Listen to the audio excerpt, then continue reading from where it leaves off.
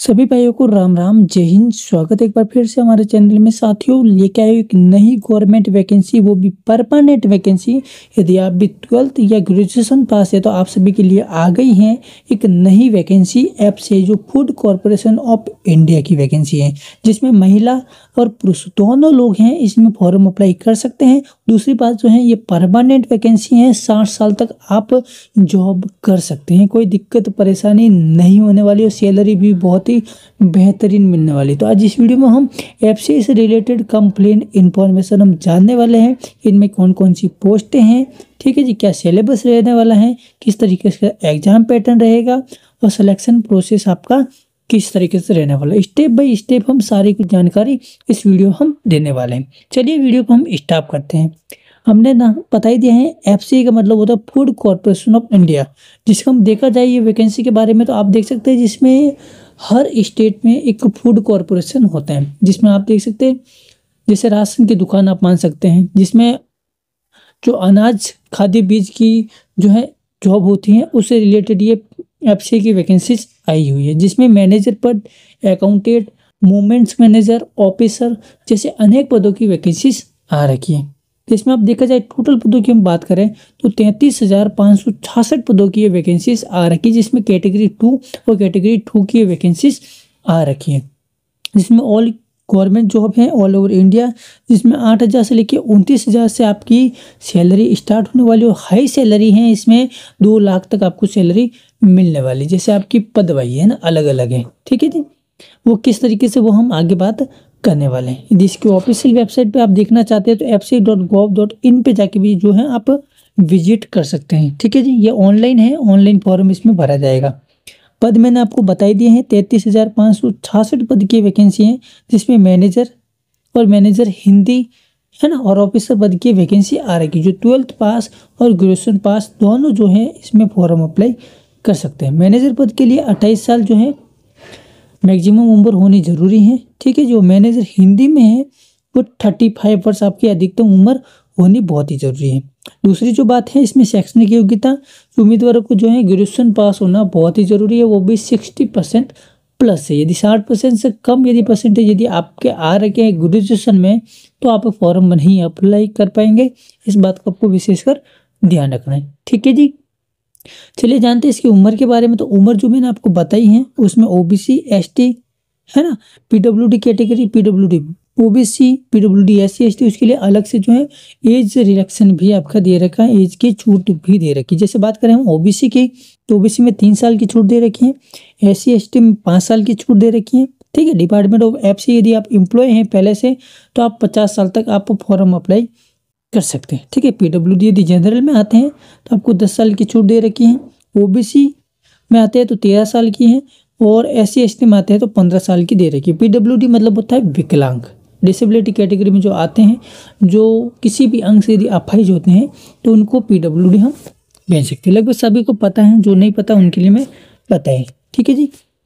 और बात करें यदि फीस की, तो सामान्य ओबीसी और ईडब्ल्यू कैटेगरी में यदि आते हैं तो आपको 800 रुपये फीस आपकी लगने वाली है, ठीक है जी। बाकी अन्य कैटेगरी हैं जैसे एससी एसटी, पीडब्ल्यूडी कैटेगरी, उनके लिए आप निःशुल्क फॉर्म आवेदन कर सकते हैं, ठीक है जी। पद आपके जो है श्रेणी 2 और श्रेणी 3 दोनों कैटेगरी आपकी रहेगी, कैटेगरी 2 और कैटेगरी 3, जिसमें कैटेगरी 2 में 6,221 पद दे रखे हैं, कैटेगरी 3 में 27,345 पद दे रखे। टोटली मैंने बता ही दिया था 33,566 पद की वैकेंसीज आ रखी है, ठीक है जी। चलो विस्तार से हम जानते हैं इसकी क्वालिफिकेशन के बारे में। जैसे बात करें हम मैनेजर डिपोर्ट की, जिसमें कैंडिडेट को है ग्रेजुएशन पास होना जरूरी है, जिसमें 60% प्लस मार्क्स आपके होने बहुत ही जरूरी है, ठीक है। इस बात का आपको विशेषकर ध्यान रखना है। मैनेजर टेक्निकल है, इसमें बीएससी एग्रीकल्चर में आपकी होनी चाहिए ग्रेजुएशन डिग्री, या फिर बीटेक की डिग्री आपके पास में होनी बहुत ही जरूरी है, ठीक है जी। अगली बात करें मैनेजर सिविल इंजीनियरिंग की, जिसमें degree pass of civil engineering की होनी बहुत ही ज़रूरी है, ठीक है। इसमें भी आपको जो है ग्रेजुएशन पास होना जरूरी है, ठीक है जी।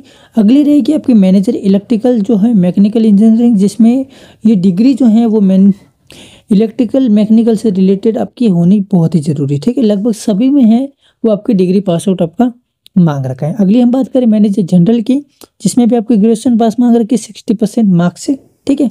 अगली आपकी मैनेजर हिंदी है, जिसमें मास्टर डिग्री आपकी मांग रखी है, ठीक है। और यदि मास्टर डिग्री नहीं हो तो आपके पास में जो है डिग्री लेवल का कोई भी डिप्लोमा प्लस आपके साथ में जो है 5 साल का एक्सपीरियंस होना बहुत ही ज़रूरी है, ठीक है। बाकी टर्मिनोलॉजिकल है फ़र्क, हिंदी में आपका होना बहुत ही ज़रूरी है, कम से कम जो है 5 साल का आपके पास में एक्सपीरियंस होना ज़रूरी है। अगली पोस्ट रहेगी आपकी मैनेजर अकाउंट की, जिसमें चार्टेड अकाउंटेंट जो है डिग्री आपके पास में होनी चाहिए CA की, ठीक है। तो ये आप जो है मैनेजर अकाउंटेंट में आप पढ़ सकते हैं।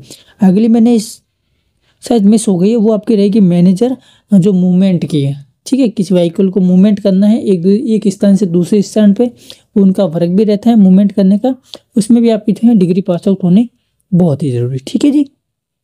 चलिए जानते हैं इसके सिलेक्शन प्रोसेस के बारे में कि क्या इसका सिलेक्शन प्रोसेस आपका रहने वाला है।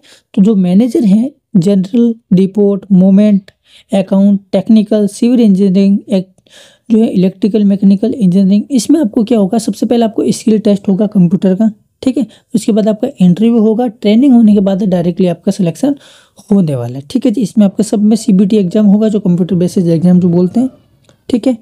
और कंप्यूटर टेस्ट भी आपका होने वाला, जो क्लर्क हैं, जो कंप्यूटर से रिलेटेड जो भी आपकी पोस्टें हैं, उससे कंप्यूटर टाइपिंग टेस्ट भी आपका होने वाला है, इंटरव्यू होने वाला है, ट्रेनिंग होगी, उसके बाद ही आपका सिलेक्शन होने वाला है, ठीक है। बाकी मैनेजर हिंदी है, इसमें भी सेम आपका रहेगा online computer basis test, CBT exam और इंटरव्यू, ठीक है जी। चलिए हम लास्ट जो रहेगा आपका कंप्यूटर बेसिस एग्जाम जो CBT एग्जाम, वो किस तरीके से आपकी क्वेश्चन पूछे जाएंगे, क्या टाइमिंग रहेंगे, उनके बारे में हम जान लेते हैं। इसमें जो है आपके 4 सब्जेक्ट आपके रहेंगे, जिसमें आपको numerical aptitude, English language, reasoning ability, general studies, जिसमें आपके नंबरिकल एप्टीट्यूड में 25 क्वेश्चन पूछे जाएंगे, 25 नंबर का आपके रहने वाला है, ठीक है। 15 मिनट का आपका पेपर रहेगा। इंग्लिश लैंग्वेज में आपके 25 क्वेश्चन पूछे जाएंगे, 25 नंबर का पेपर रहने वाला है, ये भी आपके 15 मिनट का आपका रहने वाला है। रीजनिंग एबिलिटी के 25 क्वेश्चन रहेंगे, ये भी 25 मार्क्स का रहने वाला है। जनरल स्टूडेंट में 25 क्वेश्चन पूछे जाएंगे, 25 नंबर का आपका रहने वाला है। टोटली जो है हर सब्जेक्ट में आपके 25-25 जो क्वेश्चन पूछे जाएंगे और 15-15 मिनट का आपका टाइमिंग दिया जाएगा। 100 क्वेश्चन पूछे जाएंगे और 100 नंबर का आपका जो है कट ऑफ निकलने वाली है, ठीक है। 60 मिनट का ये पेपर रहने वाला है। जो भी आपकी कट ऑफ निकलेगी इसी में निकलेगी। सिंगल एग्जाम जो है आपको देना पड़ेगा, ठीक है जी। सिंगल एग्जाम, इंटरव्यू और आपका जो भी कंप्यूटर स्किल टेस्ट है, उसी के आधार पर आपका सिलेक्शन होएगा, ठीक है भाई लोग। यदि आपको कोई डाउट हो तो हमें कमेंट कर सकते हैं। बाकी वीडियो में नए हैं तो चैनल को सब्सक्राइब कर सकते हैं, वीडियो को लाइक करके अपने दोस्तों के साथ शेयर भी कर सकते हैं, ठीक है जी। बाकी मिलते हैं नेक्स्ट वीडियो में, तब तक के लिए जय हिंद, वंदे मातरम।